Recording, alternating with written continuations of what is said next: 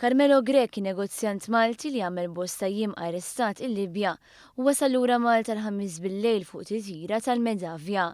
Fl-aħħar ġimgħat negozjant Malti kien arrestat meta wasal fil-belt tal-Abrak, b'rapporti jgħidu li dan seħ wara li fuq nsabu iżjed minn 300,000 euro fi flus kontanti.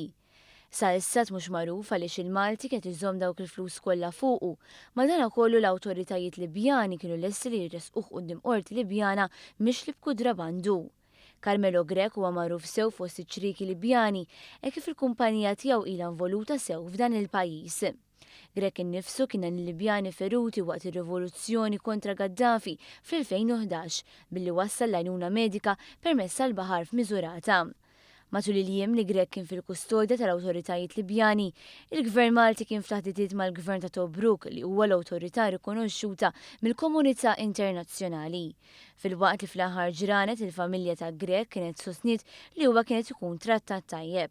Sa dan it-tant fl-aħħar jiem kien arrestat Malti ieħor ftit il-barra mill-kosta Libjana fuq allegat serq ta' fuel fil-waqt li l-ġimgħa li għaddiet Sirjan naturalizzat Malti wkoll kien arrestat fuq akkużi simili.